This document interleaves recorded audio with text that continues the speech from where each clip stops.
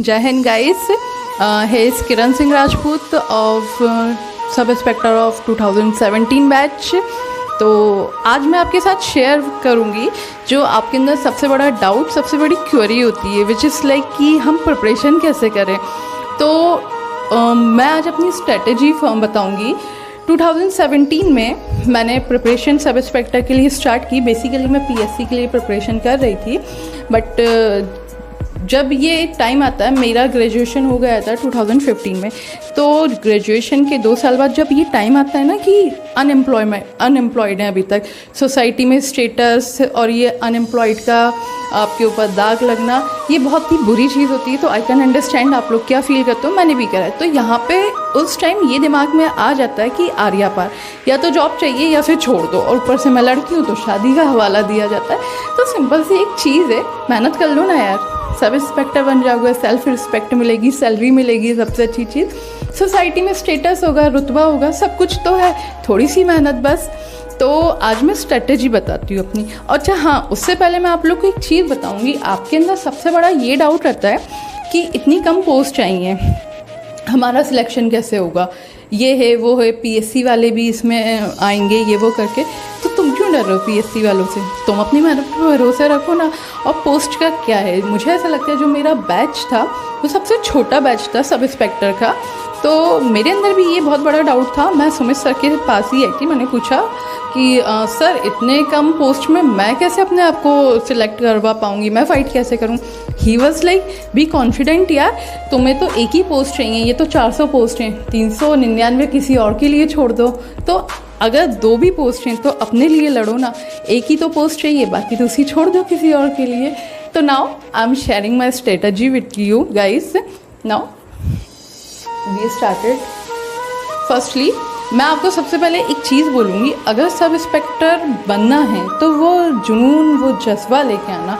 तो उसके लिए सबसे पहले जाओ व्यापम की साइट पे, सब इंस्पेक्टर का सिलेबस डाउनलोड करो, वो सिलेबस रट लेना. वो सिलेबस याद नहीं होगा ना तो तुम क्या ही पेपर निकालोगे. सिलेबस याद नहीं है तो अंदर की चीज़ें कैसे ही याद होंगी.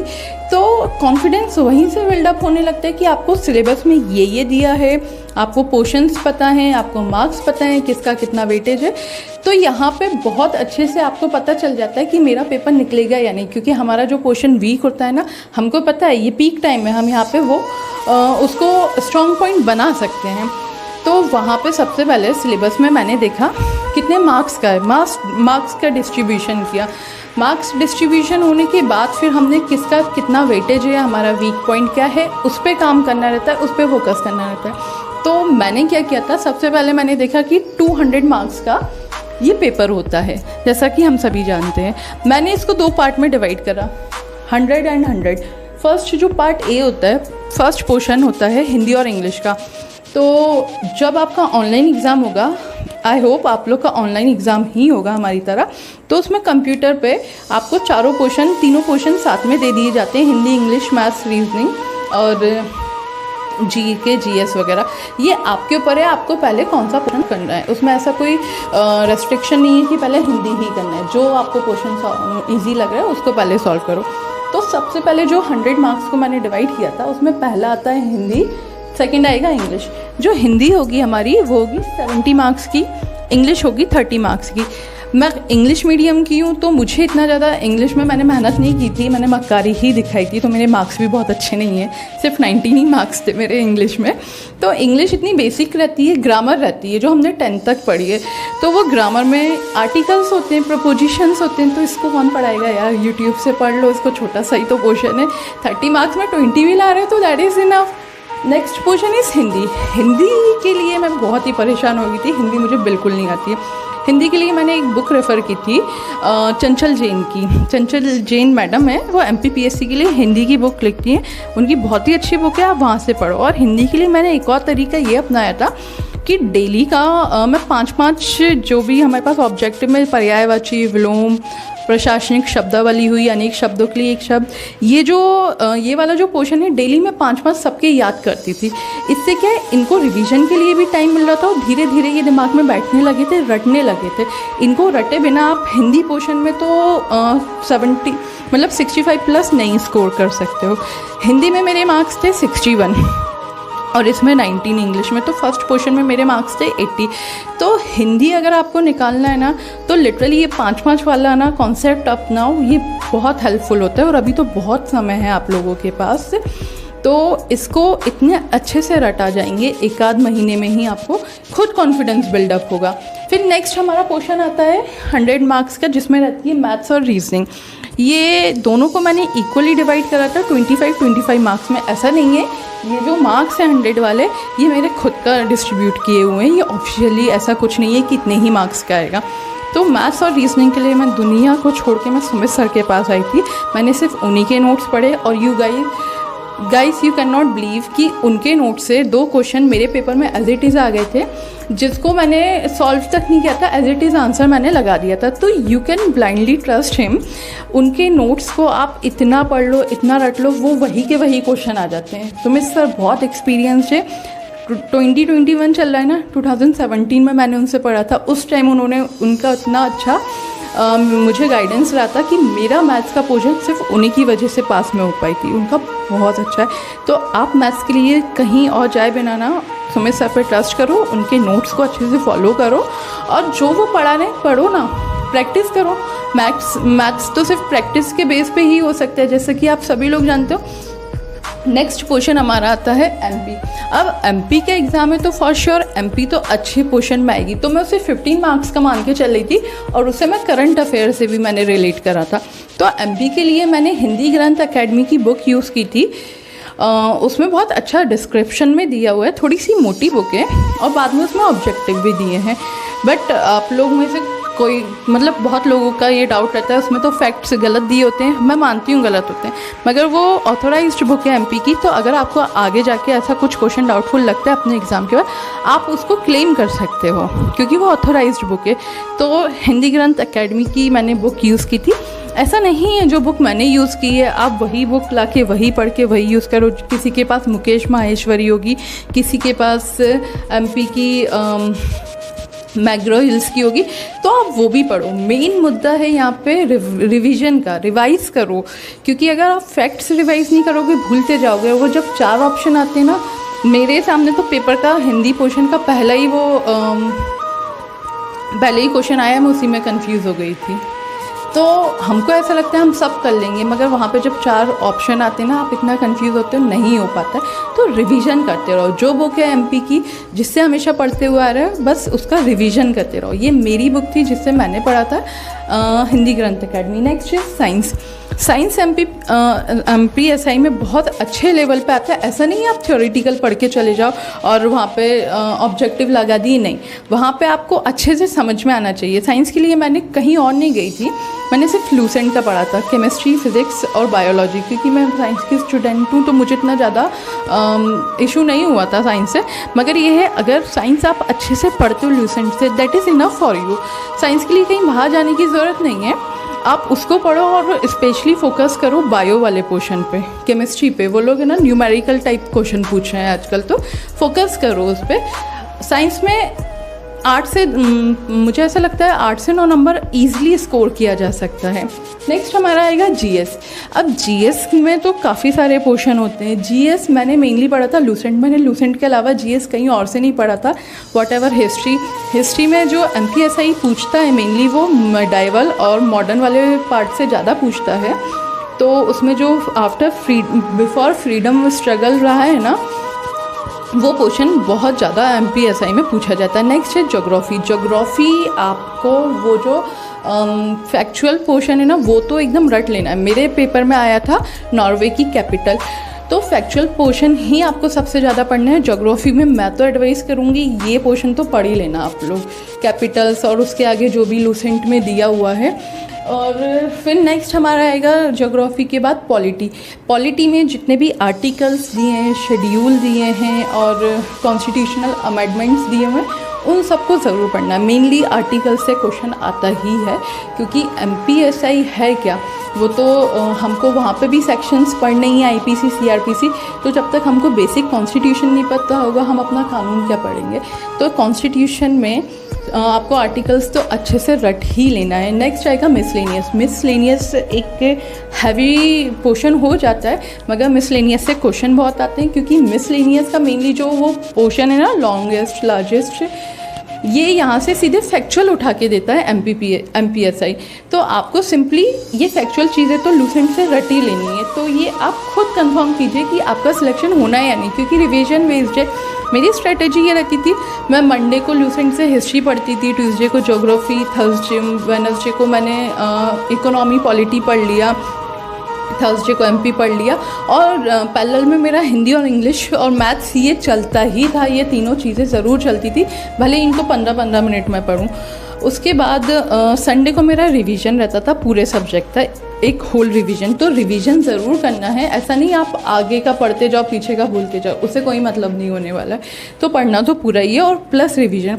और मैं आपको एक स्पेशली एक चीज़ एडवाइस करूँगी, जो प्रीवियस क्वेश्चन पेपर होते हैं ना, उनको लगाओ। वहाँ से हमें एक आइडिया मिलता है कि किस टाइप का क्वेश्चन आ रहा है, कहाँ से क्वेश्चन आ रहे हैं। और रही मैथ्स में, आप लोग को इसके लिए बहुत ज़्यादा मेहनत करने की ज़रूरत नहीं है, क्योंकि सुमित सर के मैंने वीडियोस देखे हैं, वो प्रीवियस क्वेश्चन पेपर से ही अपने क्वेश्चंस उठा के आप लोग को सॉल्व करवाते हैं। तो मैथ्स में बहुत ज़्यादा, मैथ्स का पोर्शन बहुत हैवी वेटेज वाला है, लाइक 50 मार्क्स का मैं मान के चल रही हूँ मैथ्स रीजनिंग का। तो सुमित सर पे भरोसा कीजिए, और उनका जो भी क्वेश्चन है उनको कॉपी में लिखते जाइए, अपने खुद के नोट्स बनाइए उनके भी। तो उससे क्या है, आगे जाके आपको सीधे से फिर ना फार्मूला देखना है। Guys, you can not believe कि उनके मैथ्स के जो नोट्स थे, मैंने 2018 का MPPSC दिया था, जिसमें मेरा फॉरेस्ट भी था। तो उनके फार्मूले मुझे ऐसे याद हो गए थे कि मेरा MPPSC में फॉरेस्ट का प्री भी निकला था, जिसमें मैथ्स का हम सब जानते हैं वेटेज कितना होता है। तो ये मेरा स्ट्रैटेजी थी, जिस तरह से मैं पढ़ती थी। एक आपके अंदर डाउट ये भी रहता है कि हम लोग तैयारी करते हुए फिज़िकल की तैयारी करें या नहीं करें। तो गाइस, ये आपके ऊपर है। मैंने तो पेपर निकलने के बाद तैयारी शुरू की थी। मेरा पेपर 29 अक्टूबर 2017 को हुआ था, और मैंने रनिंग शुरू की थी शायद से 4 नवंबर को। बीच में मेरी तबीयत ख़राब हो गई थी। तो अगर आपके अंदर कैपेसिटी है तो आप फिज़िकल की भी तैयारी पैरेलल में कर सकते हो। बट मुझे ऐसा लग रहा था, ये मेरा पर्सनल ओपिनियन था, कि जब तक पेपर नहीं निकलेगा मैं अपना स्टेमिना उधर क्यों बर्बाद करूँ। जो स्टेमिना या एनर्जी मैं उधर लगाऊंगी वो मैं पढ़ाई में लगाऊं, क्योंकि जब तक आप पेपर नहीं निकाल पाओगे तो फिज़िकल का क्या ही मतलब। ये मेरा ओपिनियन था। आप लोग चाहो तो पैरेलल में करो, नहीं तो वो बाद में भी कवर अप हो जाती है। मैंने ज़िंदगी में कभी रनिंग नहीं की, बट 3 महीने में जब वो जुनून होता है ना, आपको नौकरी चाहिए होती है, वो रनिंग भी निकलवा देती है। फिज़िकल का मैं भी उसको बताने से पहले मैं आपको एक टाइम मैनेजमेंट का पोर्शन बताती हूँ। हमको 3 घंटे मिलेंगे पेपर सॉल्व करने के लिए। उस टाइम को आप ऐसे मैनेज कर सकते हो, जो पार्ट ए होता है हिंदी इंग्लिश का, उसको 1.5 घंटा देके, और जो नेक्स्ट पोर्शन होता है GK वाला, उसको 1.5 घंटा दे सकते हो। बट मैंने ऐसा किया था, 1 घंटे में हिंदी इंग्लिश ईजिली सॉल्व हो जाती है।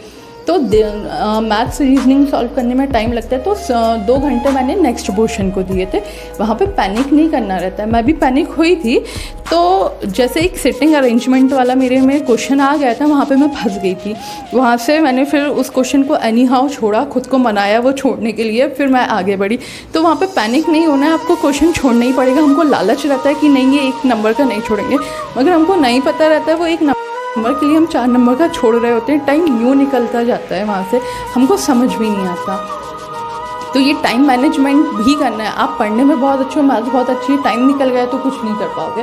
और सबसे अच्छी बात है, जैसे ही आपके 3 घंटे हो जाते हैं, कॉपी छीनने का सिस्टम ही नहीं है, अपने आप आपका पेपर क्लोज हो जाता है। वहाँ पे आपके मार्क्स एज इट इज़ दिख जाते हैं। जैसे पार्ट ए में मेरे 80 मार्क्स थे, और पार्ट बी में मेरे थे 74। मेरा टोटल स्कोर था 154। हाँ, तो हमारा सेकंड पोर्शन था फिज़िकल का। आप जैसे ही अपना रिटन पेपर पास करते हो, एक रिज़ल्ट आता है आपके रिटन एग्ज़ाम के 1.5 महीने बाद समथिंग, जिसमें कि आपका रिज़ल्ट रहता है पास या फेल। अगर आप पास हो तो पास के आगे लिखा रहता है आपकी फ़िज़िकल की डेट कब है। तो आपको ऑलमोस्ट 3 महीने का समय मिलेगा फिज़िकल रिटर्न के बाद फिज़िकल होने का। मेरा जैसे कि अक्टूबर 2017 में मेरा रिटर्न था, और 2018 फरवरी में मेरा फिज़िकल था। तो 3 महीने is more than enough to prepare for preparing your physical physical में 3 इवेंट होते हैं। फर्स्ट होता है रनिंग आपकी होती है 800 मीटर की, जिसमें लड़के और लड़कियों का टाइमिंग अलग अलग दिया रहता है।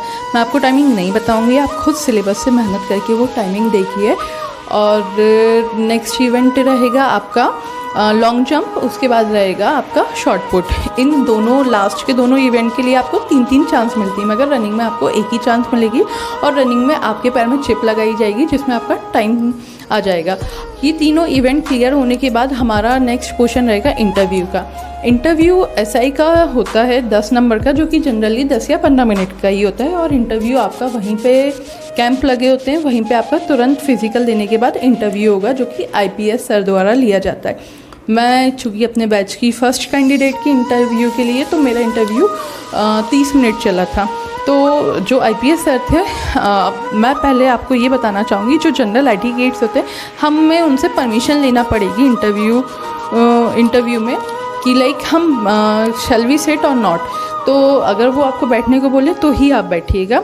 उसके बाद वो आपका प्रेजेंस ऑफ माइंड चेक करेंगे। वो हर छोटी से छोटी चीज़ आपकी नोटिस करते हैं। वो आईपीएस हैं, हमको ऐसा लगता है हम कुछ भी बिहेव करें, बट ऐसा नहीं कर सकते। उन्होंने मुझसे एक क्वेश्चन पूछा था शुरुआत में कि तुमको अपना रोल नंबर याद है? तो आई वाज लाइक हाँ, क्योंकि वहाँ पे आप इतने डॉक्यूमेंट फिल करते हो, आपको अपना रोल नंबर ईजिली याद हो ही जाता है। उन्होंने बोला अगर आप अपना रोल नंबर बताओगे तो आपको 1 मार्क एक्स्ट्रा मिलेगा। तो मैंने बता दिया था, जो कि शायद मेरे लिए बेनिफिशियल भी रहा था। देन उन्होंने मुझसे मेरा ग्रेजुएशन बैकग्राउंड पूछा और उसके बेसिस पे मुझसे क्वेश्चन पूछे। जैसे मेरा पीसीएम था, मैंने ग्रेजुएशन में बीएससी करा है, तो उन्होंने फिज़िक्स के मुझसे काफ़ी क्वेश्चन पूछे। और मेरा नाम किरण है, तो लाइट से रिलेटेड मुझसे काफ़ी क्वेश्चन पूछे गए। इंटरव्यू होने के बाद आपका डेढ़ से 2 महीने में आपका फाइनल रिजल्ट आता है, जो कि मेरिट लिस्ट आती है। उसमें आपके मार्क्स, ऑनलाइन एग्ज़ाम में एक चीज़ ये हो गई है नॉर्मलाइजेशन का, तो आप ये चीज़ ध्यान रखिए, आपको 170 प्लस ही स्कोर करना है। और लीड आप ले सकते हो हिंदी और मैथ्स से। तो आपका मेरिट लिस्ट जब आएगी तो उसमें आपके इंटरव्यू प्लस जो आपका रिटर्न है, उन दोनों के मार्क्स को ऐड करके मेरिट लिस्ट बनती है। उसमें आपको रैंक भी मिल सकती है। और अगर आप पास हो तो यार जाओ ना, मिठाई खाओ, फ्री रहो, नाउ यू आर सिलेक्टेड। और आप फिर इस जगह पे आओगे अपना इंटरव्यू देने के लिए, अपना सफ़र बताने के लिए। तो डोंट बी पैनिक, चिल, बस रिवीजन करो। मैं एक ही एडवाइस करूँगी, रिवीजन करो previous question paper. This will be the strength of your strategy. Next is, if you really want to crack this exam ना, तो please do have faith in yourself. लोग तो बोलेंगे कि नहीं कर पाओगे, उनको बोलने दो, उनको करके दिखाओ। और स्पेशली गर्ल्स, आप लोग के लिए तो मुझे पता है कि कितने ज़्यादा ऑब्स्टिकल्स रहते हैं कि नहीं कर सकते, फैमिली को मनाना, ये सब, बट होता है, चीज़ें होती हैं। भरोसा करो खुद पे। तुम अगर मेहनत करोगे ना, पेरेंट्स देखेंगे, वो खुद सपोर्ट करेंगे। बाकियों को तो छोड़ो ना यार, क्या ही करना है। और एक चीज़ लास्ट में बोलूँगी, इस चैनल को सब्सक्राइब ज़रूर करके रखना। ये आपके पर्सनल गेन के लिए, मेरा तो कुछ भी नहीं है, बट यहाँ पे आपको प्रीवियस क्वेश्चन पेपर के डायरेक्ट क्वेश्चन मिल रहे हैं। सुमित सर, जिनकी वजह से मेरा शायद फॉरेस्ट का प्री भी निकला, उनके मैथ्स के फार्मूलों की वजह से, और उनकी वजह से मेरा एसआई का मैथ्स का पोर्शन क्लियर था, वो सीधे आपको लाइव मिल रहे हैं। और क्या चाहिए मैथ्स के लिए? बाकी सोर्सेस मैंने बता दी हैं। उसके बाद भी अगर आपकी कोई और क्वेरीज हैं, कुछ भी और आपको ऐसा लगता है मुझे कुछ और पूछना है, तो आप कमेंट बॉक्स में प्लीज़ अपनी क्वेरीज लिखिए, अपने क्वेश्चन लिखिए, मैं ज़रूर आपको आंसर करूँगी। आज नहीं कर पाऊँगी, शायद फ्री ना रह पाऊँ, मगर कल ज़रूर करूँगी।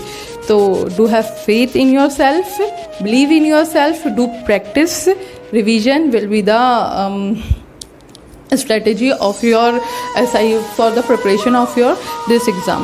And thank you guys. Next video में मैं आपको ज़रूर एक छोटा सा क्लिप दिखाऊंगी ट्रेनिंग का, क्योंकि training will be the best portion of our professional life. तो मैं ज़रूर वो शेयर करूंगी, तो आप लोग ज़रूर देखिएगा। Thank you. आज के लिए बस इतना ही। आप लोग ज़रूर मुझे क्वेश्चन पूछिएगा, मैं ज़रूर आपको आंसर करूंगी।